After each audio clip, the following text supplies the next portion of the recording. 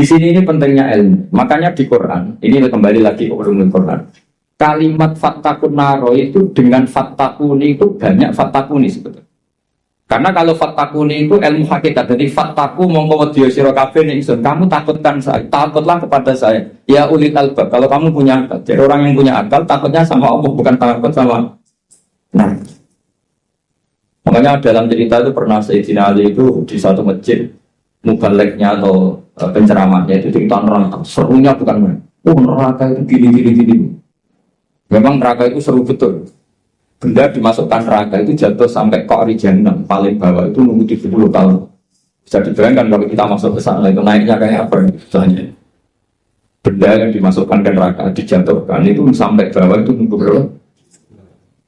Bisa kamu bayangkan kedalamannya. Menghabiskan meteran berapa? Benda dijatuhkan ke neraka itu sampai bawah nunggu berapa? Wah, enggak apa ya? Wah, semua aja kita neraka sehingga hadirin itu nangis semua. Sayyidina Ali pas liwat terus si penceramahnya dipanggil. Kamu membuat mereka takut oleh neraka sampai seperti itu. Apa kamu bisa sukses membuat mereka takut kepada Allah sampai seperti itu? Dites, nggak bisa bang. Terus masyhur Sayyidina Ali mengatakan, "Asa jizu an wasfi makhluqin mislah." Masa ngadepi neraka saja sesusah itu. Apapun topnya neraka itu makhluk, sesuatu yang diciptakan. Harusnya kamu lebih takut sama kamu. Jika semenjak itu dirubah cara ceramahnya dirubah. Jadi tidak. Karena tadinya itu yang diikuti ulama-ulama tasawuf. Jadi ulama tasawuf itu orang yang mengembalikan pada akal waras. Ya kayak tadi, saya mengatakan ini hitam itu hanya karena apa? Ya memang warnanya hitam. Supaya saya jadi orang waras. Kalau hitam saya tak bilangkan hitam, tak katakan hitam. Sama, Allah itu Tuhan. Kapan saja Tuhan, dia sebagai Tuhan. Andai kan tidak menciptakan surga atau neraka, dia tetap sebagai Tuhan. Jadi kesetatusan Tuhan Allah itu tidak bikin neraka atau kita ini adalah orang yang sudah berdiri sama pendidikan. Untuk diangkat dosen apa tidak, kita tetap ngajar di mana saja, kapan. Senyum adalah kebaikan. Bahwa kamu sedang jadi pegawai bank maupun enggak, ya tetap semuanya harus peduli sama yatim piatu, ya sudah satu kebaikan. Kalau kita pengurus yayasan apa enggak, ya tetap peduli sama yatim. Nah, itu ilmu hakikat. Sesuatu itu dikembalikan pada proporsi. Itu termasuk yang diajarkan Sayyidina Bid'ah Salam. Sehingga kita kalau maknani fattakun naro sama fattakuni wattakullah, kualitasnya itu tentu tinggi fattakullah atau fattakuni ya, karena Allah itu zat yang harus kita sembah, kita puja-puja, kita takuti ya sebagai Tuhan, sebagai Allah, bukan nunggu karena Allah bikin surga atau itu dalam ilmu tasawuf. Itu kita jadi ya, mungkin kelasnya tidak sampai seperti ini dan tidak perlu seperti ini. Sehingga terus ibadah yang ingin masuk surga itu disebut ibadah tujar, apa? Ibadahnya para apa? Jadi harus ada untungnya. Jadi Allah menjadi mitra mudakan. Itu sopan nggak kira-kira? Ya Allah tak sembah, tapi ada syaratnya. Apa? Ya saya harus masukkan ke berkata Allah kalau nyembahnya tidak benar tak kurangi. Ternyata poin kamu tak. Ya nanti kan jadi panjang, apa? Makanya masih ada guyonan. Ini guyonan sufi, tapi nyata. Ada orang nggak pernah maksiat, nggak pernah apa-apa. Gitu. Doa terus gak pernah masuk surga. Ditanya, kenapa kamu masuk surga? Karena saya tidak pernah maksiat terus ditoat terus. Ya oke, kamu di surga. Umur kamu berapa? 80 tahun. Oke, kamu di surga 80 tahun. Protes orang, ya Allah, ibadah saya katanya surga itu selamanya. Kenapa 80 tahun? Kan kata kamu masuk surganya karena amal kamu kan? Kamu amalnya hanya 80 tahun, ya surganya 80 tahun. Yang abadi itu fadl saya, anugerah saya. Ya sudah pasti sama masuk surga karena fadl kamu, karena tidak jadi sudah karena artinya kalau kamu nyembah Allah karena ingin masuk surga, kemudian ibadah kamu konversi jadi surga, itu berdurasi. Ya harusnya sholat seperti itu pahalanya hanya sekian, sudah sekian saja. Makanya orang-orang tasawuf itu takut kalau ibadahnya seperti itu. Makanya orang tasawuf itu ikutnya ya walladzina amanu asyaddu hubbal. Orang-orang yang mukmin itu harus sangat mencintai. Ya ibarat gini tuh. Bapak-bapak yang nggak punya wanita lain atau nggak goda wanita lain itu ada yang karena takut, ada yang karena cinta. Keren man. Kalau karena takut sekali nggak konangan itu ya sudah lampu merah. Gitu. Tapi kalau karena cinta, konangan ya tetap nggak macam-macam itu. Nah itu orang-orang tasawuf, orang yang sangat mengagumi fitrah salimah, bahwa kita menyembah Allah itu ya karena dia sebagai Tuhan, bukan karena dia menciptakan surga atau apa. Itu bedanya. Makanya Nabi Musa kembali ke ikhlas. Nabi Musa melakukan kebaikan sama putrinya Nabi Syuaib itu ikhlas. Nabi Syuaib memberi hidangan sama Nabi Musa juga apa? Yang putrinya yang agak banyak kepentingan tadi. Orang ganteng kalau nikah orang lain gimana? Akhirnya Nabi Syuaib ya sudah daripada gitu terus ini ya teruskan. Jadi faslun fi mukafatil ihsan bimisli al-afdal. Pakai cerita qalat inna abdi yad'uka liyajziyaka ajrama saqaita. Cerita kedua ketika Nabi Ibrahim dapat tamu para malaikat menghentikan qalu salam. Terus Nabi Ibrahim dia qala salam. Jadi yang agak aneh tapi diberi saja. Wastaqrada Rasulullah sallallahu alaihi wasallam dzikran wa radda ziyadatan faqala khairukum ahsanukum qadran. Jadi Nabi itu pernah berhutang, kira-kira kalau di Indonesia itu ya tentang anaknya sapi lah bahasa Indonesia. Pedet, masa bahasa Indonesia pedet? Apa? Asam. Kalau Nabi itu kira-kira kalau di Indonesia itu ya hutang anak sapi, pedet itu. Tapi pas membayar pakai sapi. Sapi ini jangan dipakai alasan rentenir. Terus sahabat itu ada yang protes, ya Rasulullah, engkau kan hanya punya hutang apa? Anak sapi atau pedet dan kenapa nyaurnya bayarnya pakai sapi? Tetapi ngedikan khairukum ahsanukum qadran. Yang terbaik dari kalian adalah saat bayar itu lebih. Nah, ini yang masalah ini, makanya saya bilang ini masalah. Kata guru saya, kata bangun, kata bapak saya, Islam itu ngaramno riba, tapi yang ngaramno medit. Lah orang-orang soleh sok ngaramno riba itu mau ngaramno riba, tapi nggak ngaramno medit. Sebenarnya yang diharamkan Islam itu dua, riba yang haram, medit yang haram. Sudah ini tidak usah dalam kan nanti jadi fitnah. Jadi yang diharamkan Islam itu dua sekaligus, loh. Riba yang haram, tikir juga. Coba sampean bayangkan, misalnya saya punya utang sampean 10 juta. Harusnya Januari kemarin harusnya sudah lunas sampai Februari. Jakarta ke sini naik pesawat nabi saya, nelpon ya pakai pulsa, kirim utusan ya pakai utusan bayar. Setelah itu saya nyaur 10 juta pas. Padahal nadanya dia ke saya aja sudah nggak bisa tiket. Berapa? Tapi sampean bisa ngelih, salahnya sendiri nanti, wah ya repot. Sampai nakal ya karena ngelangkai apa? Janji.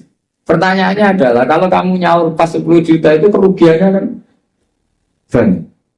Tapi kalau kita mengatakan wajib nyaur plus uang kerugiannya, kita nanti mensyariatkan. Makanya sebetulnya Islam itu tadi ya mengharamkan riba, tapi yang mengharamkan itu aja nggak usah diteruskan nanti jadi fitnah. Tapi yang jelas Rasulullah itu pernah hutang apa? Sapi. Nyaurnya sapi. Ketika kita tanya jawab Nabi, khairukum ahsanukum qadran. Yang terbaik dari kalian adalah saat nyaur dikasih. Karena saya jadi kiai itu paling pusing, ngadepi itu paling pusing. Biasanya kalau orang-orang kampung saat rukun itu kan ponakannya khitanan atau kawin nikah itu kan dibiayai pastinya. Biasanya dijualkan sapi atau apa.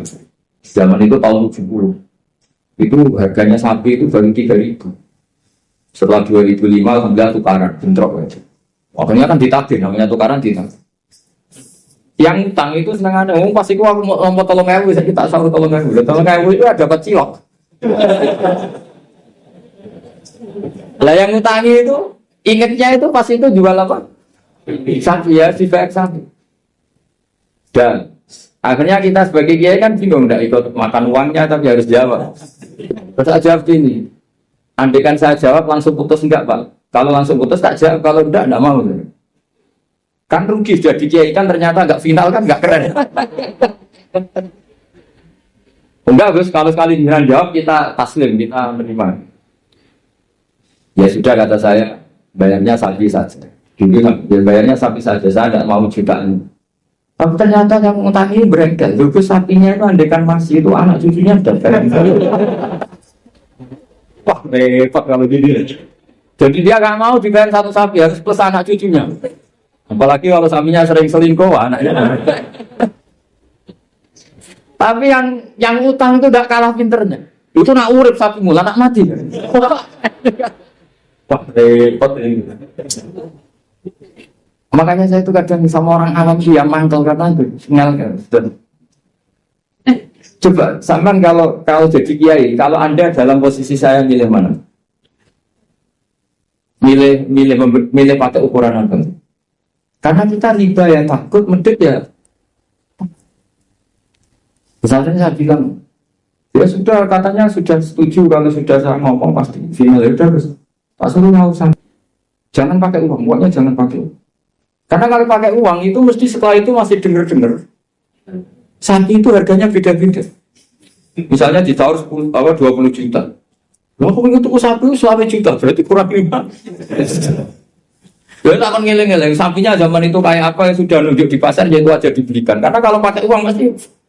Dan nanti yang 20 juta yang bayar denger-dengar, oh sapi kayak itu hanya 15. Nanti minta susu kan panjang. Jadi susahnya jadi kiai itu di sini. Makanya konversi hutan, saya itu punya geladak itu rumah kuno. Itu dulu biar saya bikin, itu hanya habis 700 rupiah. Sekarang geladak saya pernah orang antik itu nawar sampai 500 juta.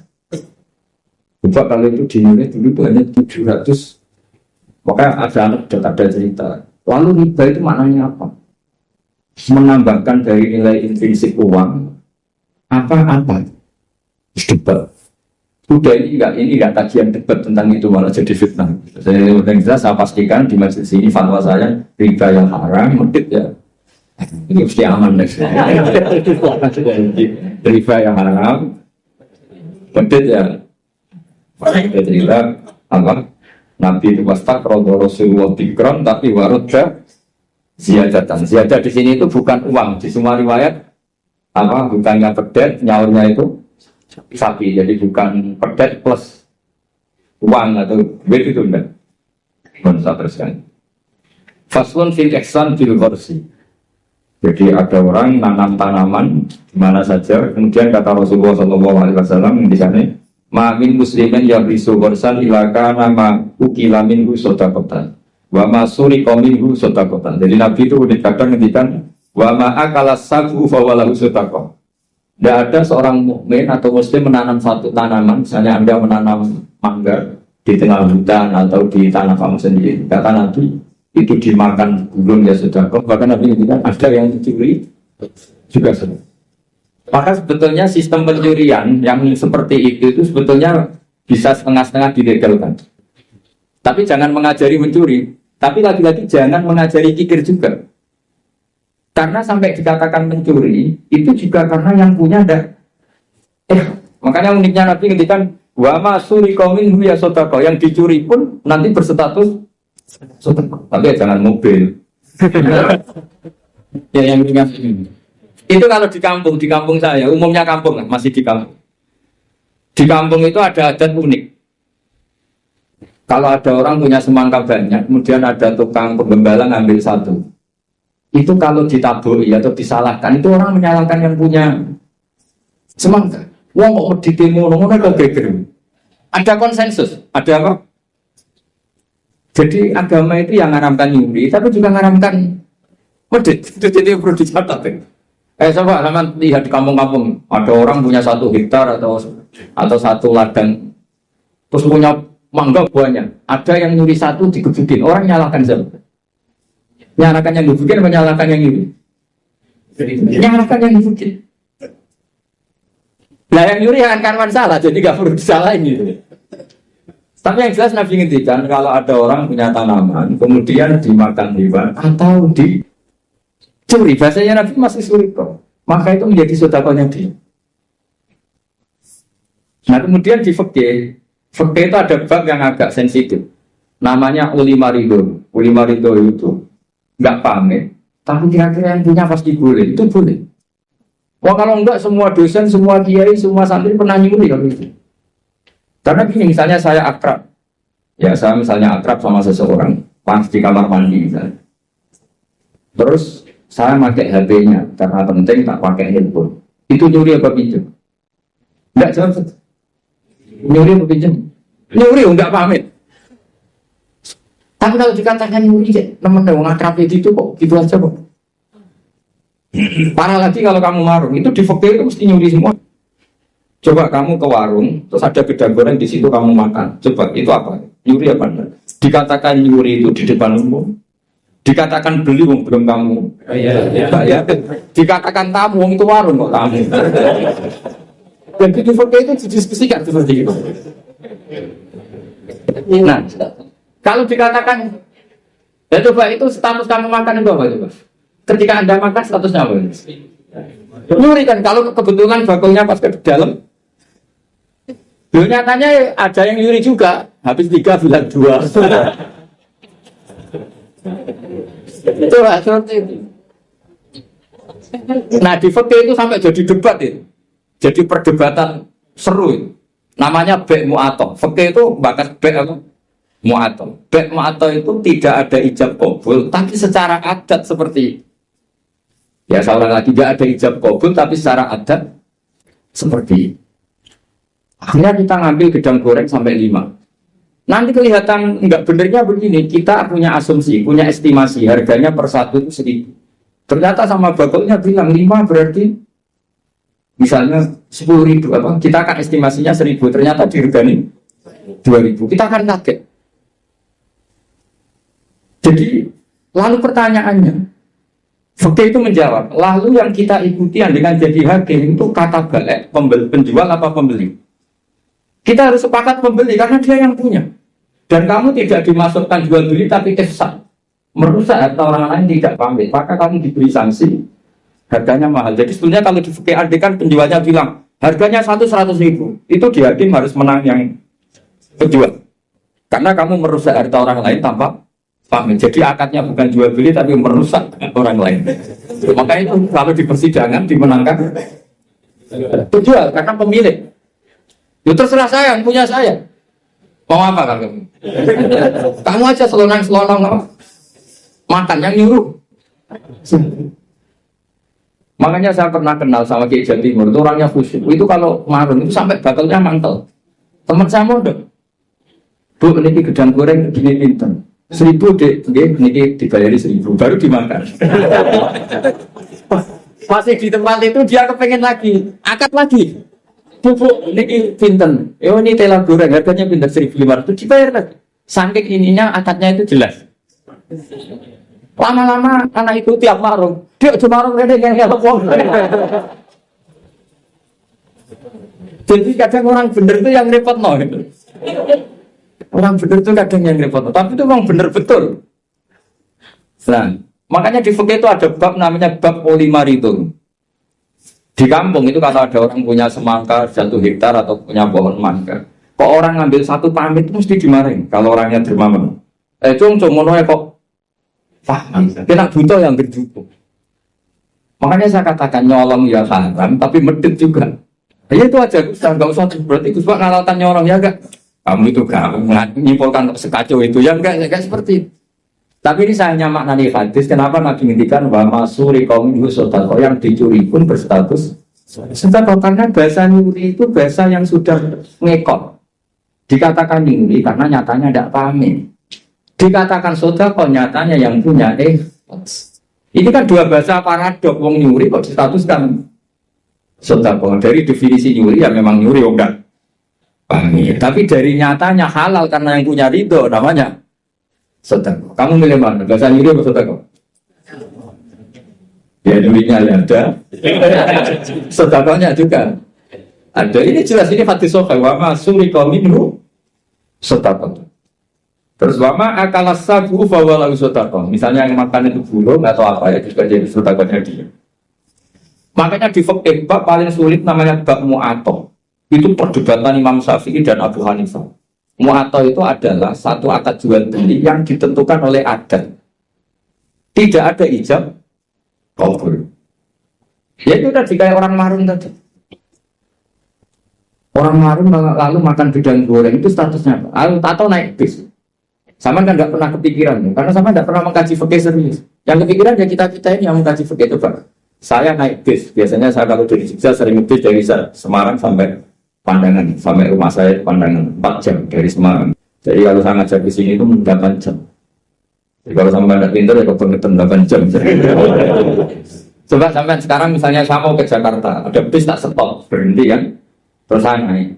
Setelah 100 kilo atau 50 kilo baru ada tarikan uang. Bayarnya sekian. Lalu sebelum Anda bayar, kita punya apa? Pinjam apa gasal?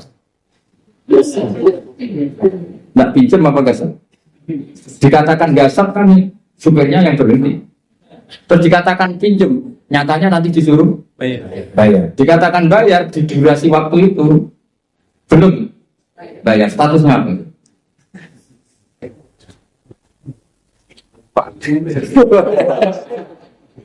Lah kalau numpang begini, pas 50 kilo sebelum ditarik kondektor kamu turun. Jadi fikih itu punya sekian VR. Makanya di fikih itu mau tidak mau harus ada bab baru. Bab bagaimana transaksi sing lima itu tidak ada akad yang verbal maupun eksplisit, tapi sudah diketahui kali itu pasti itu. Ya kayak tadi, namanya bakul, ada orang makan gedang goreng itu ya seneng, karena dianggap dianggap kepayan terus. Tapi yang makan, ini masanya punya estimasi, yang mulai masalah kan punya estimasi. Kemudian asal ngulik pas 2.000, ternyata di luar dugaan harganya 5.000. Makanya kalau kita sebagai kiai, saya sering punya santri yang pedagang gitu. Mesti pesan saya, tolong tarif harga itu dikasih. Makanya kayak warung Padang, beberapa warung yang sudah gitu pasti didian dia itu disuruh apa nulis apa tarif apa harga. Karena kalau kata-kata terus kan capek ini yang bakulnya. Ampun dia gua badi yang bener gedang goreng harganya berapa? 1.000 dibayar. Itu anaknya orang sufi. Kami sufinya bapaknya itu dulu era Waiser itu nggak pernah diwaiser. Karena bapaknya itu orang sufi. Nanti kalau Waiser itu uangnya ketukar sama uangnya orang lain, itu yang dikasihkan dari uang saya, tapi uangnya orang. Jadi kalau ngirim anak itu pasti ada orang sufi itu. Kalau di UI kayaknya nggak pernah ada. Sudah modern sekali. Sampai segitu karena takut uangnya itu tetap. Yang kamu terima itu tidak uangnya bapak, tapi uang orang lain. Coba seperti itu sah nggak? Misalnya wesel online, yang dikasihkan uang kamu apa uang orang lain? Boleh enggak? Itu kalau menurut teori profesional kan nggak boleh. Mau miliknya orang lain kok di. Yang menjadikan boleh karena apa? Ulama ridho, orang lain itu juga ridho karena tergantung. Kalau kamu ngajukan kredit ke bank, uang yang dikasihkan kamu itu uangnya bank itu uang orang banyak. Pamit gak? Wah ini bisa panjang kalau secara fikih. Makanya fikih itu ada bab nanya bab ulima ridho, ada transaksi yang tidak eksplisit juga nggak verbal, tidak ada ijab kabul, tapi ulima ridho. Kira-kira orang itu. Jika di kampung-kampung menurut saya adat itu bijak sekali. Kalau ada orang penggembalaan, tapi kalau dosen ya jangan, kalau kiai ya jangan. Itu kalau ngelak ya ngambil juga milik orang yang banyak. Jangan yang orangnya miskin punya pohon hanya satu, yang kira-kira punya banyak diambil. Itu kalau yang punya dipamitin. Pak, tadi saya ngambil diganjeng, itu gimana? Ngomong kok pamit gak cocok. Karena dianggap satu sepele yang harus diridhokan. Akhirnya gara-gara pernah satu itu gak perlu pamit, yang lainnya ikut-ikutan. Lah yang mulai banyak itu yang belum tak gitu. Jadi kalau satu dua kan dimaklumi. Jika dalam tradisi ilmu tasawuf itu kalau sholat ya sholat saja. Kriminal besar kalau dalam ilmu tasawuf orang sholat ingin masuk surga itu kriminal besar itu kalau dalam ilmu tasawuf. Makanya masyhur itu kan Nabi Isa disuruh sama Allah, kamu sana ke gunung sana. Pertama ketemu masyarakat yang sholat terus ibadah terus sampai kurus semua. Ditanya, kenapa kamu ibadah sampai kurus seperti ini? Karena kita ingin masuk surga. Kata Nabi Isa, ibadah tujjar. Ini ibadahnya pedagang. Kalau makan sesuatu harus dapat laba. Komentari ibadah tujjar. Terus jalan lagi Ketemu orang yang sama, yang kurus, yang ibadah terus, ditanya, kenapa kamu ibadah terus? Kita takut neraka. Kata Nabi Isa, ibadatul ibad. Ini ibadahnya para budak. Jadi melakukan pekerjaan karena ketakutan. Dia memajikan, dia rektor, dia pimpinan. Itu namanya ubad, itu budak. Takut ditegur dosen, ditegur atasan. Terus kelompok ketiga, itu orangnya happy. Coro Jawa itu badannya klemis itu nyaman. Air mukanya ya nyaman, fisiknya ya nyaman, ibadah ya nyaman. Ditanya, kenapa kamu nyembah sama Allah? Karena rindu, karena senang. Nabi Isa ikut gabungin. Ibadatul muhibbi, bahasanya orang yang mencintai. Karena sebetulnya Allah itu yang tersinggung. Masyhur itu dalam riwayat hadis kecil Allah ngendikan gini. Ada orang soleh, ibadah terus. Kenapa kamu nyembah saya? Ya karena saya ini masuk surgamu ya Allah. Yang satu ditanya, kenapa kamu nyembah saya? Saya takut nerakamu ya Allah. Dikata Allah, laulam akhluk jannatan wala naran alam akun ahlan an uto'an. Itu masyhur. Sama harus hafal hadis itu supaya nanti ikhlas. Ya dihafalin aja, gampang hafalannya.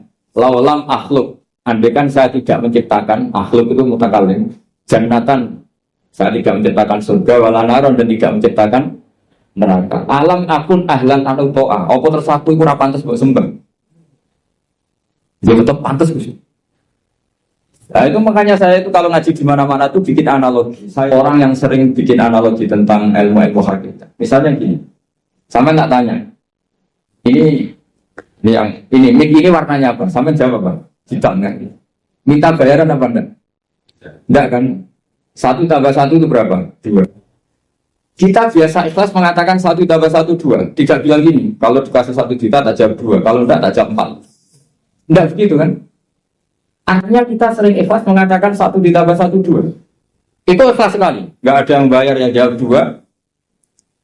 Tapi kenapa saat Anda mengatakan Allah Tuhan juga itu hakikat, nunggu digajar surga? Itu kan kacau sekali di dalam. Kita sering ikhlas mengatakan kebenaran. Misalnya 1 tambah 1 2. Ini meja warnanya hitam. Ikhlas gak teman? Ikhlas. Tapi saat Anda mengatakan Allah itu Tuhan, minta surga. Ya tapi maklum kamu tidak usah ke sana, nanti gak jadi dosen, jadi wali, nanti repot. Nah ini cerita aja, cerita bahwa dosen juga bisa jadi wali. Tapi nanti kalau latihan ya itu tadi. Gak usah gaji, gak usah penghormatan, gak usah macam-macam. Bisa masalah kan? Masalah di rumah, maksudnya gak masalah di kamu. Tapi itu memang latihan, ilmu itu harus dilatih. Sehingga kita ini sama Allah malu. Malunya adalah saat kita mengatakan 1 tambah 1 2 tidak karena lupa, hanya karena ingin kita ngomong hakikat. Hakikatnya memang 1 tambah 1 2. Nah Allah itu hakikatnya Tuhan. Di mana-mana Tuhan itu ya layak disembah. Makanya kata Allah, nanti kan saya tidak menciptakan surga atau neraka, apa lalu kamu tidak nyembah saya? Bisa saja orang ini jawab, ya udah lah Gusti rugi ngapain? Ini kan masalah gitu deh. Makanya sebenarnya Allah itu tersinggung sama orang-orang yang nyembah karena surga atau karena. Tapi karena Allah itu zat yang baik, meskipun tersinggung itu ya baik-baik saja. Ini bedanya Allah sama makhluk. Artinya Allah itu zat yang sangat Rahman, sangat Ghafur. Meskipun tersinggung itu ya nggak apa-apa, tetap mengapresiasi ibadahnya orang-orang, kemudian diberi bahasa apa? Maka dalam cerita-cerita sufi itu masyhur itu. Suatu saat Rabi Adawiyah itu bawa api, bawa oncor. Kalau dulu itu oncor. Ngerti nggak apa? Obor itu. Yang satu bawa air 1 gelas. Ditanya, kamu mau kemana? Mau bakar surga dan memadamkan neraka. Kenapa ini? Doanya Rabi'ah yang paling masyhur gitu. Ya Allah, jika saya menyembah Engkau karena ingin masuk surga, haramkan saya selamanya tidak akan masuk. Dan jika saya menyembah Engkau karena takut neraka, neraka akan saya isi sendiri, tidak usah diisi saya saja. Karena ini sudah ilah dari jati hakikat. Kalau kita bisa mengatakan 1 tambah 1 2 itu ikhlas tanpa presentasi apapun, kenapa mengatakan Allah Tuhan nunggu digaji surga? Jangan-jangan di hati kita kalau nggak ada surga kita tidak mengatakan Allah itu Tuhan. Jangan-jangan kalau kita tidak jadi dosen UII tidak peduli sama perjalanannya Islam di Indonesia. Jangan-jangan kalau saya nggak dikiaikan di UI saya tidak peduli sama perjalanan Islam di Indonesia.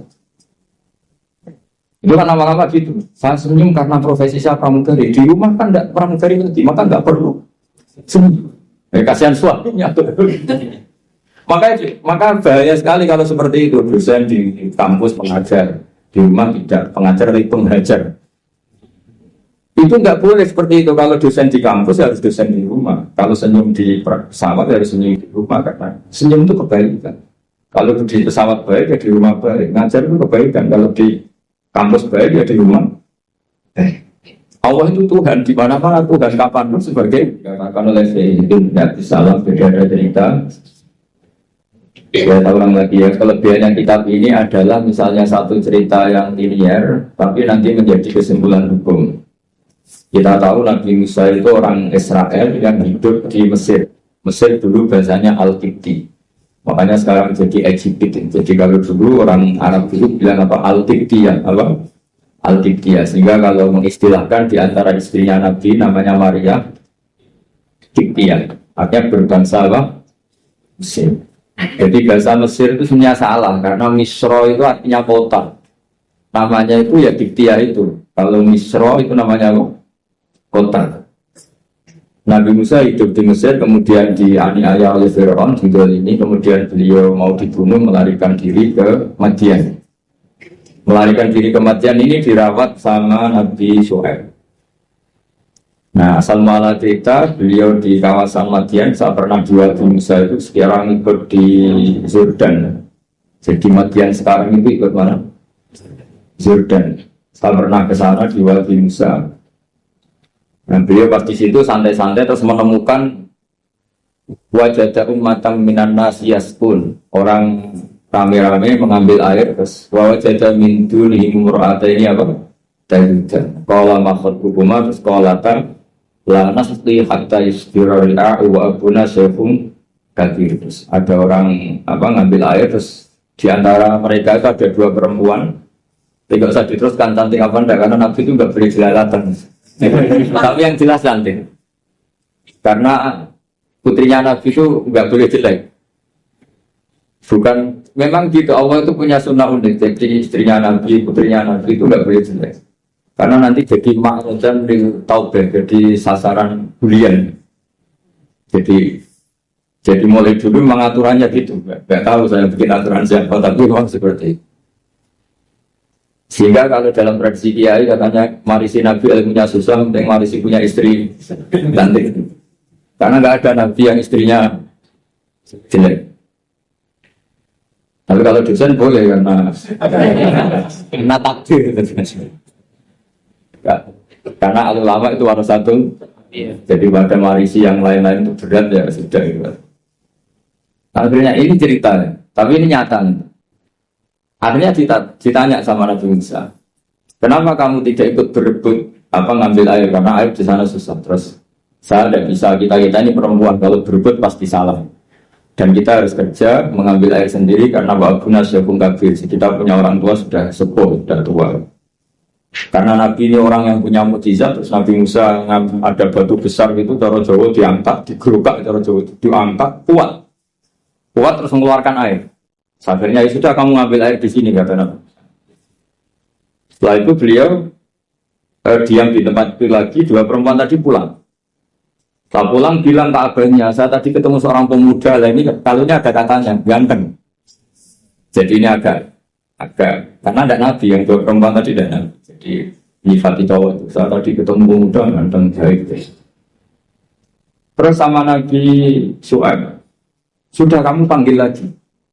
Orang itu telah berjasa sama kamu panggil lagi, kita kasih sesuatu. Artinya terus ini dibabkan oleh Sayyiduddin Nabi Sallam. Adatul akhyar, tradisi orang-orang baik itu mukafa'ah. Memberi imbalan sama yang berbuat baik. Jadi tidak bisa kita, cara Jawa modal matur nuwun itu tidak bisa. Jadi itu keliru, itu enggak modal. Ya. Sehingga dibabkan faslun fi mukafaatil ihsan fi misli al-afdolah. Jadi bab seharusnya seseorang itu membalas satu kebaikan dengan yang setara atau syukur-syukur lebih. Singkat cerita, akhirnya putrinya Nabi Syuaib kembali lagi ke Nabi Musa. Saat itu Nabi Musa sedang bertarung dengan dirinya. Beliau berdoa gini sama Allah. Ya Allah, saya ini orang baik. Jadi ngaku orang baik itu boleh asal baik betulan. Saya ini orang baik. Tapi saya ini butuh sesuatu. Tapi kalau saya minta sama yang saya kasih upah itu nggak baik karena saya nanti tidak ikhlas. Tapi nyatanya saya butuh. Pas bergumam begitu, putrinya datang terus bilang, Inna abi yad'uka liyajziyaka ajra ma saqaita lana. Jadi apa? Lebih vulgar. Jadi ini tradisi Nabi sama ndak itu beda. Soalnya lagi ini sambil latihan bahasa Arab sama latihan filsafatnya orang-orang baik. Putrinya Nabi Syuaib itu tidak Nabi, sehingga kalau ngedikan lebih kasar. Bapak saya mengundang kamu supaya memberi opah atas apa yang pernah kamu lakukan. Jadi pada kalimat ajroma saqaitalan pakai kata ajrum, ujur, opah. Padahal Nabi Syuaib tidak mengajarkan seperti itu. Setelah diceritain putrinya, tolong orang itu panggil. Saya ingin mukafa'ah, saya ingin membalas. Tapi oleh putrinya itu dibahasakan upah, jadi lebih kasar. Terus singkat cerita Nabi Musa ikut pulang karena beliau nggak tahu jalannya, beliau bergerak. Karena cerita-cerita itu entah kenangin entah apa yang saya nggak pakai celana, mungkin pakai maxi atau pakai rok. Agak terbuka sedikit karena Nabi itu ya Nabi betul teman. Sudah, Mbak kamu jalan di belakang, nanti jalannya kamu yang mandu. Kalau saya di belakang kamu nanti tahu macam-macam. Akhirnya Nabi Musa di depan, yang putrinya Nabi Syuaib di belakang. Terus kalau kanan kirinya dipandu, ayo kiri kanan gitu, soalnya gitu. Singkat cerita sampai di rumah sudah dihidangkan makanan yang lezat, yang mewah. Terus kata Nabi Musa, kita ini inna ahla baitin, kita ini dari keluarga terhormat yang tidak terlintas dapat balasan atas semua kebaikan yang kita lakukan. Jadi mukadimahnya sudah keren. Kita ini satu keluarga punya tradisi kalau melakukan kebaikan itu ingin dapat apa? Balasan. Kata Nabi Syuaib, kita dari satu keluarga yang kalau ada orang berbuat baik, orang atur nuwun tapi menjamin. Pokoknya adu tradisi besar yang luhur tentu. Terus Nabi Musa dipaksa harus mau ikut apa? Makan jamuan. Yang mulai itu putrinya Nabi Syuaib tadi. Kata Nabi putrinya Nabi Syuaib muji-muji bahwa pemuda ini kauyan amin, orang yang kuat karena bisa ngangkat batu besar, aminun terpercaya karena harusnya bisa melihat entah apa, entah tumit, entah apa. Itu sudah satu kemewahan. Kalau di Arab melihat itu tuh kemewahan. Kalau di Indonesia kan enggak. Karena banyak pakai celana pendek. Jadi itu kalau di Arab. Sampai orang Arab itu kalau melihat resepsi itu senang. Kalau orangnya cadaran itu kadang hanya melihat tumit. Itu sudah mewahnya, bukan main. Di sini alhamdulillah tidak mewah. Karena yang lebih ekstrim banyak. Akhirnya disifati amin. Terus ditanya sama bapaknya, kenapa kamu mensifati Musa itu qawi karena bisa ngangkat batu? Kenapa kamu sifati amin? Tadi dia di belakang kita karena melihat sesuatu. Tadi tumit, tadi hanya tumit. Terus minta kita di belakang. Karena Nabi Syuaib tahu arahnya putrinya itu senang, terus masyhur itu. Terus Nabi Syuaib ngendikan, inni uridu an unkihaka iftabnatayya hataini ala antakjironi sama yang saya ingin menikahkan kamu dengan salah satu putri saya. Tapi syaratnya kamu harus mengkhidmati saya bekerja di sini minimal 8 tahun. Karena Nabi Syuaib itu pedagang, jadi kalau gratisan nggak mau. Jadi Nabi Syuaib itu ya unik. Beliau Nabi yang besar karena dagang. Makanya masyhur setiap Nabi Syuaib yang diperingatkan ke kaumnya apa? Auful mikyala wal mizana wala tabkhasun nasa asya'u. Jadi ini bagian dari ulumul Quran. Jadi Nabi itu kelihatan polanya. Kalau beliau ngendikan perdagangan berarti beliau ditakdir profesinya itu dagang. Sehingga Nabi Syuaib itu setiap diceritakan Quran pasti yang diceritakan itu ngendikan beliau apa? Auful mikyala wal mizana wala tabkhasun nasa asya'u. Akhirnya terus di situ jadi ketentuan fikih bahwa maharnya perempuan itu tidak harus berupa materi tapi boleh profesi. Jadi Nabi Musa itu tidak punya uang karena dia posisi orang pelarian ya, dari Fir'aun. Tapi beliau sanggup jadi karyawannya Nabi Syuaib berapa? 8 tahun. Imbalan dapat putri. Terus kata Nabi Syuaib, fa'in asmamta asron famin inti. Tapi kalau kamu menjadikan itu 10 tahun, maka ya nggak apa-apa. Ada kalimat lain, wama uridu an asyukka alaih. Tapi saya tidak ingin memperberat kamu. Jika cerita Nabi Musa akhirnya maling, terus kemudian beliau menyempurnakan sampai 10 tahun. Terus oleh Nabi Syuaib itu dikasih tongkat. Jadi tongkatnya Nabi Musa yang sakti tidak dari bapaknya, tapi dari mertuanya. Makanya terus sekarang banyak mantu yang ngincer warisan mertua itu. Itu agak ada sejarahnya. Jadi kadang-kadang mantu itu sopan itu harus dicurigai. Kan biasanya orang-orang sukses itu anaknya di Jakarta di mana-mana. Ada satu mantu model balsem dapat warisan. Jadi kalau mertuanya sakit itu dikasih balsem, salon pas, kelihatan peduli sudah akhirnya dapat warisan sama hidup. Itu tidak tahu itu haram apa enggak, kayaknya haram karena trik itu kategorinya itu trik. Karena dalam faraid itu mantu enggak termasuk ahli waris, ngomong enggak kanggu. Kalau dalam faraid mantu itu orang enggak kanggu, tapi ada sejarahnya mantu dapat apa, tongkat sakti.